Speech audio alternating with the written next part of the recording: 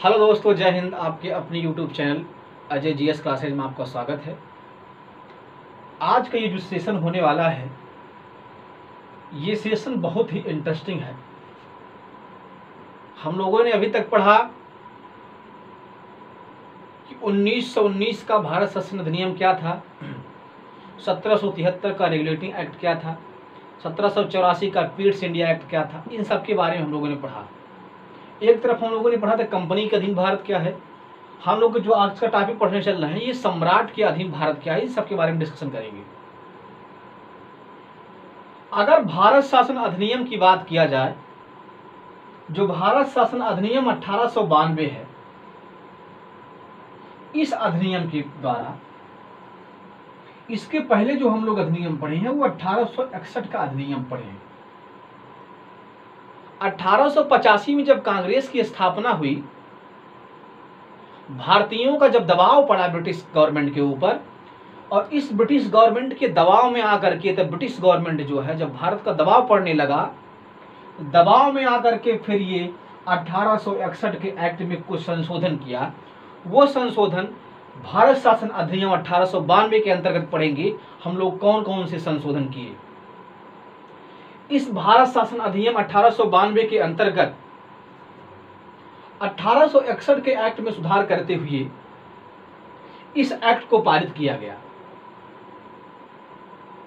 GN Singh के अनुसार बताया जाता है कि इस एक्ट में वायसराय के कार्यकारी जो सदस्य थे, उन कार्यकारी के सदस्यों की संख्या में वृद्धि कर दी गई। संख्या जहां पर 10 थी, 10 से 15 कर दी गई, 6 थी, 6 से 10 कर दी गई।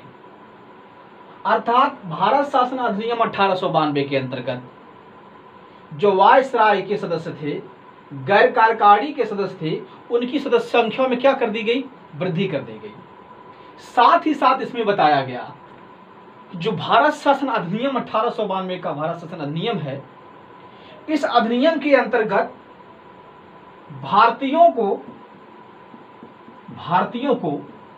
वार्षिक बजट पर बहस करने का अधिकार मिला।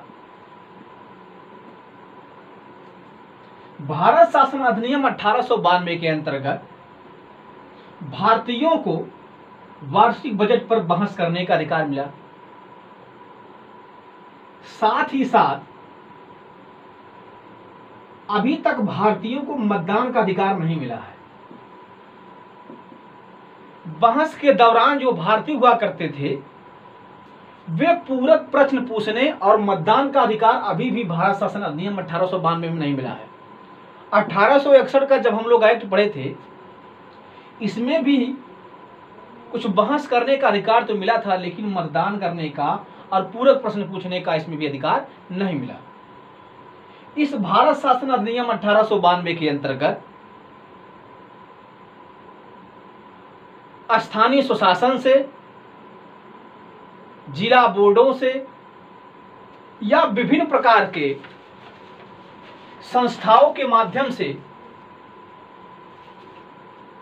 नगर पालिकाओं से, विश्वविद्यालयों से, व्यापार मंडल से कुछ सदस्य जो हैं मनोनीत होकर के जाने लगे। अर्थात इस भारत शासन अधिनियम 1892 के अंतर्गत सर्वप्रथम अप्रत्यक्ष प्रणाली की नींव पड़ी। किसकी? अप्रत्यक्ष प्रणाली की नींव पड़ी।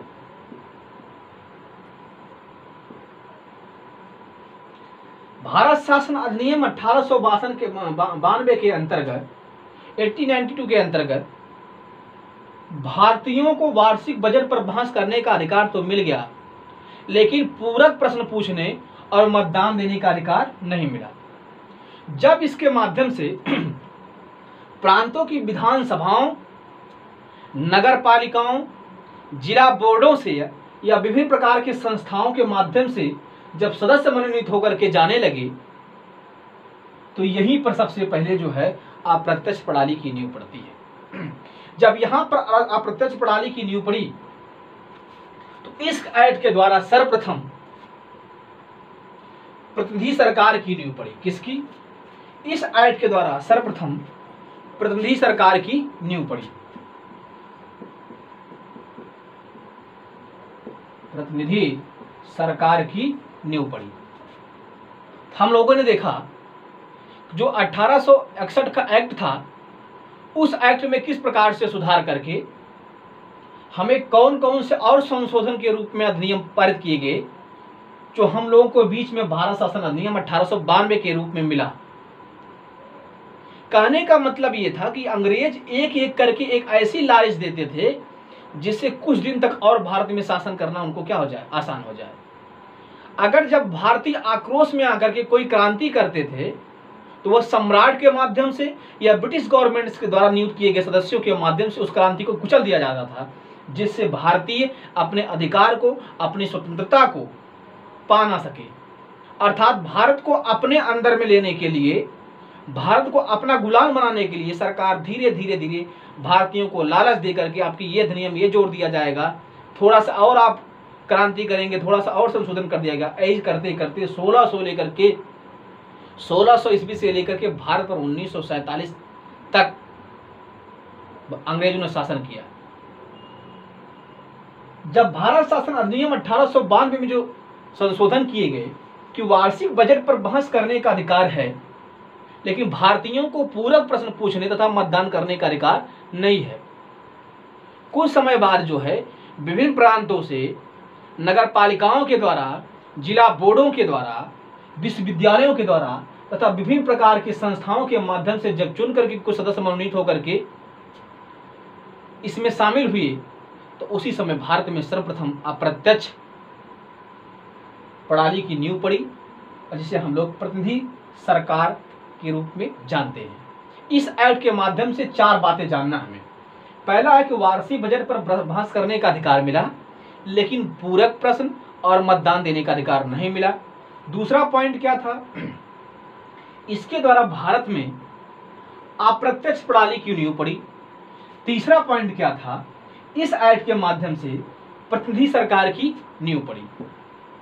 हम लोग अब पढ़ेंगे कि इस 1892 के भारत शासन अधिनियम के बाद अब हम जानेंगे कि इस भारत शासन अधिनियम 1892 के बाद कौन सा ऐसा अधिनियम है जिनको पढ़ करके कुछ और अधिकार आ जाएं, जिससे भारतीयों को छुटकारा मिल जाए। अर्थात धीरे धीरे जो है अंग्रेज एक एक अधिकार को पारित करते गए। इसके बाद जो नया हमारा अधिनियम आया, जिसे हम लोग भारत शासन अधिनियम 1909 के अधिनियम से जानते हैं। तो इसका एक बार आप स्क्रीनशॉट लीजिए, उसके बाद हम आके आपको उड़ाते हैं।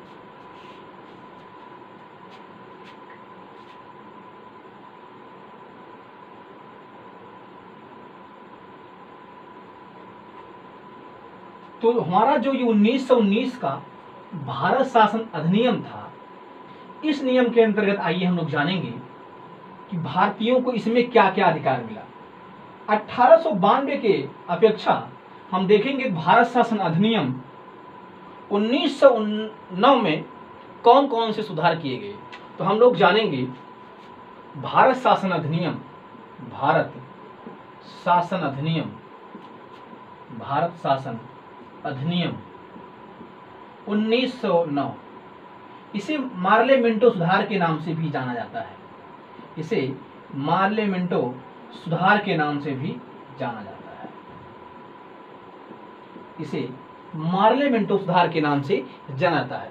भारत शासन अधिनियम 1909 के द्वारा ऐसे कौन कौन से अधिकार मिले भारतीयों को, ऐसे कौन कौन से छूट मिली भारतीयों को, जिससे भारतीय 1892 के एक्ट में या अधिनियम में या भारत शासन अधिनियम 1909 के अधिनियम में अंतर देखने को मिला। तो इस भारत शासन अधिनियम 1909 के द्वारा इसे हम लोग एक नाम दिए, जिसे हम लोग मार्ले मिंटो सुधार अधिनियम के नाम से जानते हैं। इसके तत्कालीन भारत सचिव, इसके तत्कालीन भारत सचिव लॉर्ड कौन था, मार्ले मिंटो। और वायसराय मिंटो के अनुसार बताया जाता है कि जो ये भारत शासन अधिनियम 1909 का भारत शासन अधिनियम है, इस मिंटो के प्रयास के स्वरूप जो इसका फल मिला, इसकी कुछ प्रमुख विशेषताएं इस प्रकार हैं कि हम जानेंगे 1909 में ऐसी कौन कौन सी विशेषताएं। इसमें भी वही है, सर्वप्रथम भारतीयों को इसमें तो लगभग पूरक प्रश्न पूछने या साथ ही साथ किसी भी मुद्दे पर बहस करने का अधिकार मिल गया। लेकिन 1909 में भी पूरक प्रश्न पूछने का अधिकार, मतदान देने का अधिकार इसमें भी नहीं मिला। इसमें संशोधन इतना किया गया, इस संशोधन के माध्यम से धार्मिक प्रयत्नों के आधार पर मुस्लिमों के लिए एक अलग से निर्वाचन प्रणाली की बात की गई। और इसी निर्वाचन प्रणाली के बाद से कि भारत में जो धार्मिक क्षेत्रों के आधार पर क्रांति हुआ करती थी, इसी भारत शासन अधिनियम 1909 के बाद से भारत में एक क्रांति का जनक होता है। आगे चलकर यही भारत के बंटवारे का क्या बनता है, हिस्सा बनता है। अर्थात भारत शासन अधिनियम 1909 का जो अधिनियम आया, इस अधिनियम के अंतर्गत है, इसमें भी प्रांतीय विधानसभाओं के कुछ सदस्य जिला बोर्डों के द्वारा, नगर पालिकाओं के द्वारा, विश्वविद्यालयों के द्वारा भी चुनकर जाने लगे। लेकिन इस भारत शासन अधिनियम की जो मुख्य विशेषता रही है, इस विशेषता के माध्यम से कि भारत में धार्मिक आधार पर एक विशेष धर्म समुदाय के रूप में मुसलमानों को प्रतिनिधित्व या मुसलमानों को धर्म के आधार पर प्रतिनिधित्व मिला और सांप्रदायिकता की नींव पड़ी। अर्थात भारत शासन अधिनियम 1909 का एक ऐसा अधिनियम है जहां पर सांप्रदायिकता की नींव पड़ती है। अर्थात जहां पर अभी तक हिंदू, मुस्लिम, सिख, ईसाई आपस में सब मिलकर के रहते थे, वहीं पर अंग्रेजों ने मुसलमानों के अंदर ऐसी फूट डालना चालू कर दी जहां से सांप्रदायिकता की नींव पड़ती है। और इसी के द्वारा एक पृथक निर्वाचन प्रणाली का जन्म होता है। किसका? एक अलग पृथक निर्वाचन प्रणाली का जन्म होता है। निर्वाचन प्रणाली का जन्म होता है। सांप्रदायिकता धीरे धीरे बढ़ती गई और आगे चल के यही भारत विभाजन का कारण बनी। जब किसी विशेष धर्म को, जब किसी विशेष जाति को, जब किसी विशेष समाज को अलग से एक प्रकार से छूट दी जाती है, तो उसके दो पहलू हो सकते हैं। या वह अपने किस प्रकार से उस जो दिया गया उसको अधिकार है वह किस प्रकार से लेता है। पहला तो वह समाज का विकास करना चाहता है, या दूसरा समाज को भड़का करके क्रांति का निर्माण करना चाहता है। क्रांति भी करे ठीक है, जो अमूलचूल परिवर्तन का रूप ले, लेकिन ऐसी क्रांति ना हो जहां पर सांप्रदायिकता का भावना उठे, एक दूसरे से आप लोग क्या करें, लड़े कटे मरे। तो भारत शासन अधिनियम 1909 के द्वारा भी भारत में विभिन्न प्रांतों से, विश्वविद्यालयों से, नगर पालिकाओं से, जिला बोर्डों से सदस्य चुनकर जाने लगे। इसी के माध्यम से भारत में सांप्रदायिकता की नींव पड़ी, एक अलग पृथक निर्वाचन प्रणाली का जन्म हुआ। इसमें भी अभी भी भारत शासन अधिनियम 1909 के अंतर्गत इसमें सिर्फ बहस करने का अधिकार था, मत देने का अधिकार नहीं था, पूरक प्रश्न पूछने का अधिकार नहीं था। यह था हमारा भारत शासन अधिनियम 1909। आज के लिए बस इतना ही। अगर ये वीडियो आपको अच्छी लगे तो लाइक करें, शेयर करें, सब्सक्राइब करें और जरूर बताएं कमेंट करके ये वीडियो आपको कैसी लगी। जय हिंद, जय भारत।